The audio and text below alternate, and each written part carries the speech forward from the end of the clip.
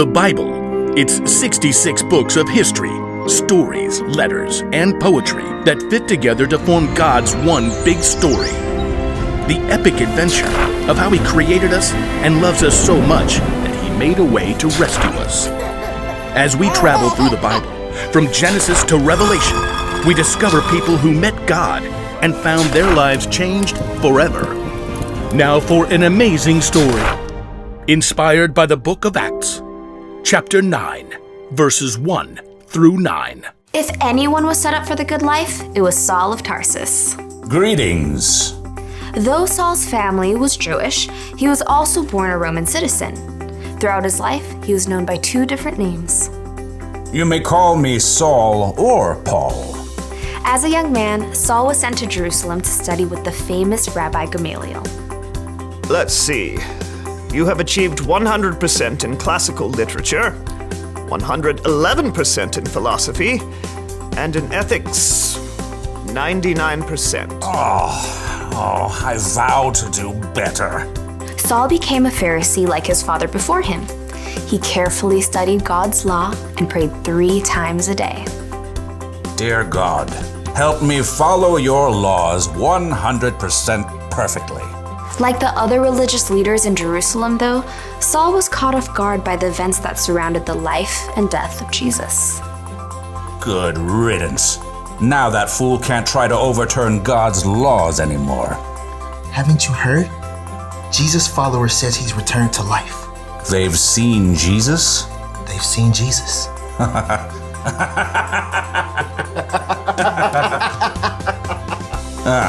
Those riffraff will slink away soon enough.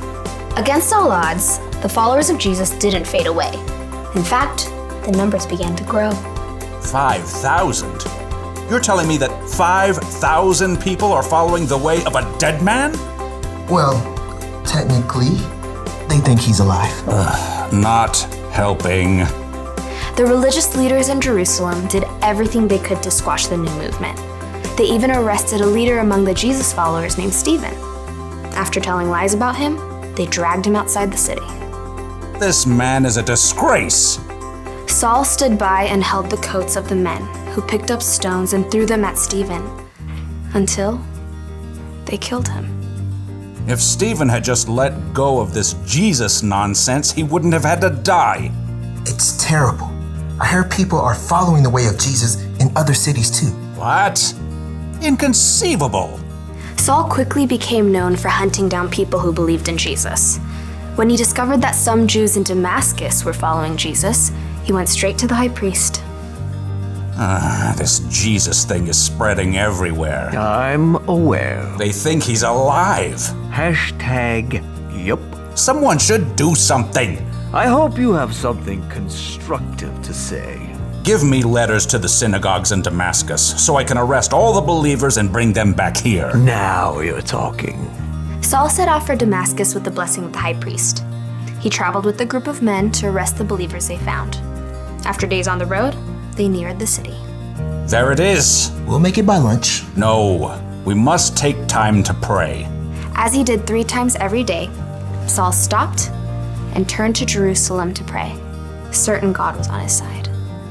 Dear Lord, help me to catch every single one of those despicable Jesus people. Suddenly, a light more brilliant than the midday sun blazed down around Saul. He staggered, fell to the ground, squeezing his eyes shut against the glare. Saul, why are you opposing me? Saul gasped. It felt as though the whole earth shifted beneath him. Who are you, Lord? I am Jesus.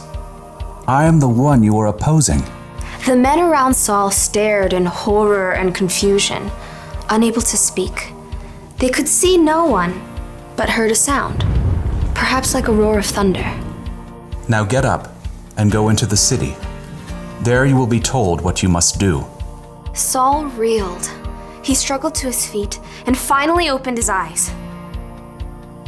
He saw nothing, only darkness. What's happened? You tell us. We saw the light, and you fell, and this sound And then you said... I can't see. What? I can't see. I've been blinded. That's not good. Here, take my hand. Saul grasped the man's hand and shuffled a few steps forward. Who are you talking to?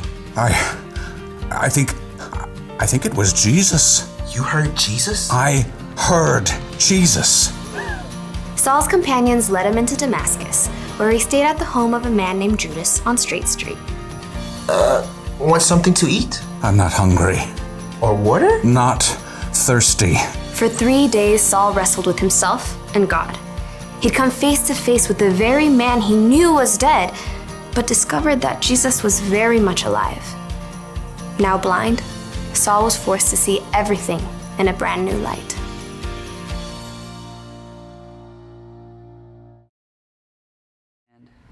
Saul, literally, he couldn't see after his encounter with Jesus, but in a way, he could see better than he had ever before.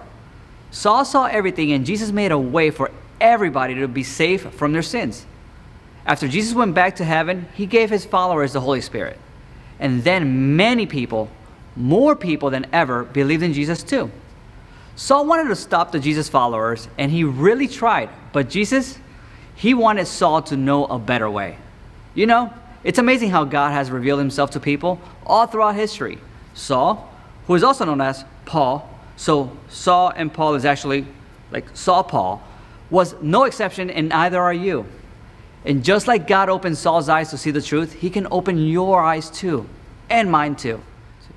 He may not appear to you in a bright light, but God can get your attention in all kinds of ways, like through nature, or through a conversation with a friend, a song on the radio, or he can even use your own circumstances.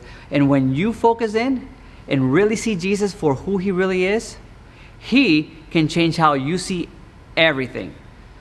So that's the one thing to remember today. Knowing Jesus changes the way you see everything. It's like Jesus gives us new glasses to see everything. Well, that's all we got for you today. We can't wait to see you next time.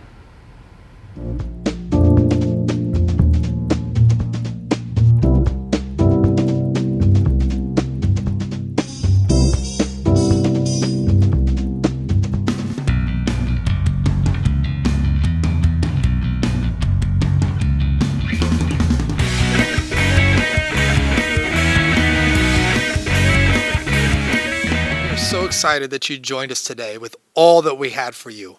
What we want you to know is that there are more opportunities for you to worship and learn with us. So pay attention to our Facebook page, Instagram, and of course our website, genesischurchorlando.com. Until then, we'll see you next time.